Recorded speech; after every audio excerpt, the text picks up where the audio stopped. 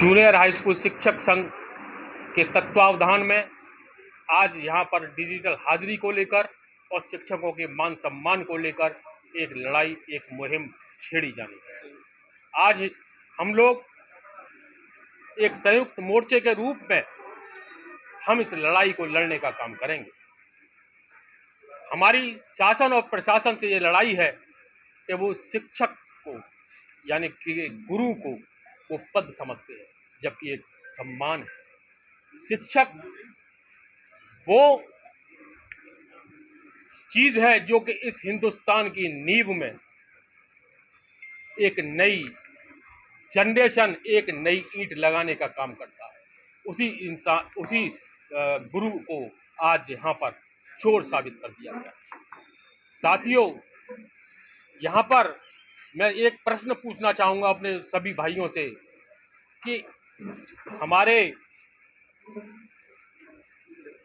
जितनी भी ये टेलीकॉम एजेंसी चल रही हैं उसमें एक नियम है कि एक व्यक्ति की आईडी पर 9 सिम जारी हो सकती हैं, लेकिन यहाँ पर 2500 सिम जारी करी गई। इसका मतलब कोई ना कोई तो ऐसा खेल है। वहीं हमारा शिक्षक सिलेंडर उठाने का काम करता है, सब्जी लाने का काम करता है, स्कूल में झाड़ू लगाने का काम करता है और वहीं सभी घर घर जाकर डाटा उठाने का काम करता है।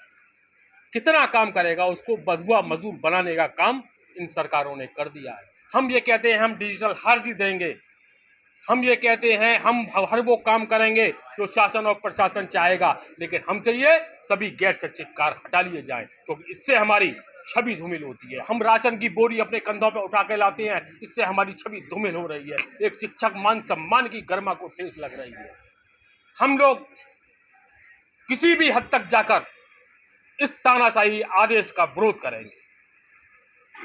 आप डिजिटल हाजिरी को लेकर सरकार ने जो कितना नुकसान पड़ेगा शिक्षकों को?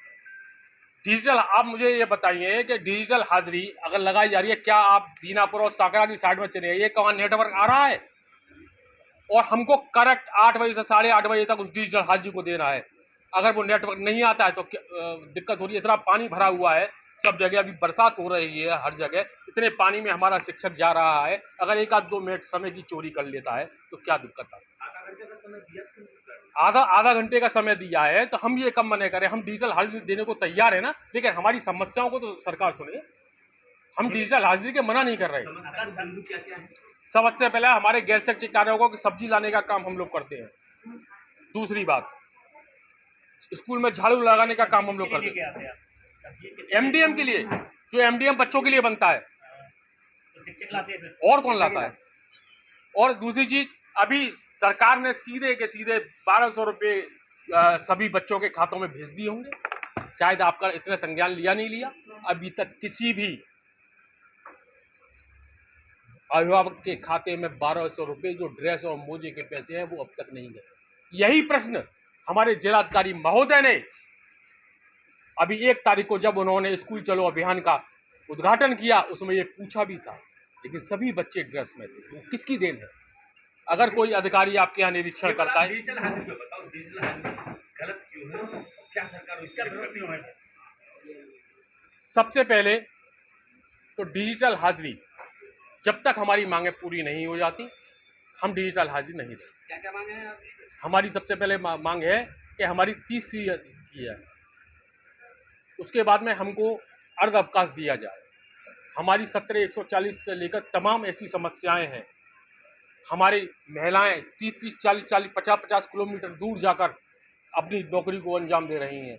उनको सभी को यहाँ जो है 5 किलोमीटर के दायरे में उनको स्थान दिया जाए। हमारे शिक्षक 60 से 65 किलोमीटर दूर जाकर अपना काम कर रहे हैं और तन मन धन से कर रहे हैं। हर वो काम कर रहे हैं, चाहे वो राशन की बोरी उठाने का काम क्यों ना हो, डाटा कलेक्ट करने का काम क्यों ना हो, इसकी पूरी साफ सफाई का काम क्यों ना हो, हर वो काम कर रहे हैं। वो पहले हमारी समस्याओं का निदान करे सरकार, उसके बाद में हम डिजिटल हाजिरी देने का काम करेंगे। समस्या का समाधान वेतन समस्या तो नहीं कोई? नहीं, वेतन समस्या। अगर डिजिटल हाजिरी लग रही है, जो शिक्षक उपस्थित नहीं रहते, घर से रजिस्टर मेंटेन कर देते हैं, तो अगर उन पर कार्रवाई होती है तो दिक्कत क्या है? आज इस आधुनिक युग में ऐसा कोई भी शिक्षक नहीं है जो घर से इस काम को कर पाए।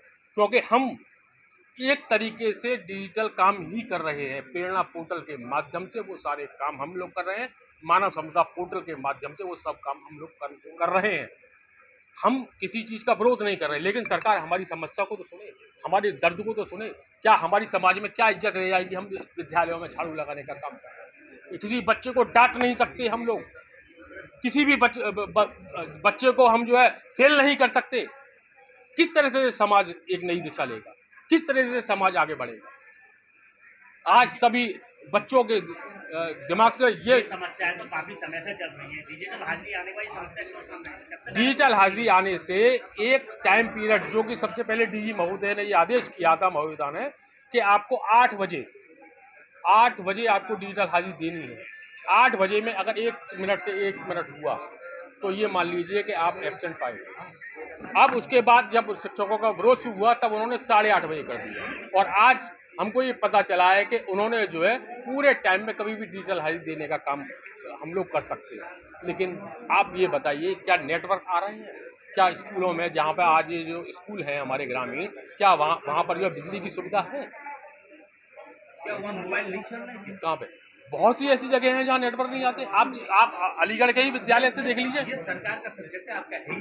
क्या तो सरकार उनको कराए पहले, फिर हम डिजिटल हाजिरी देंगे। हमने मना नहीं किया। सरकार आज नहीं देंगे, आप क्या करेंगे? आप अगर सरकार नहीं मानी तो हम अलीगढ़ से लेकर लखनऊ की हर गली को पाटने का काम करेंगे। जो हम लोग केवल कलम चलाना नहीं जानते, हम लोग गलियों को पाटना और सरकार को गिराने का काम भी करते हैं। जिस तरीके से हमारे आदर्श, हमारे चाणक्य जी ने अपनी शिखा को खोलकर एक साम्राज्य को खत्म कर दिया था, उसी तरीके से हम उस हर हस्ती को मिटाने का काम करेंगे कि जो हमारे शिक्षकों के मान सम्मान को खिलवाड़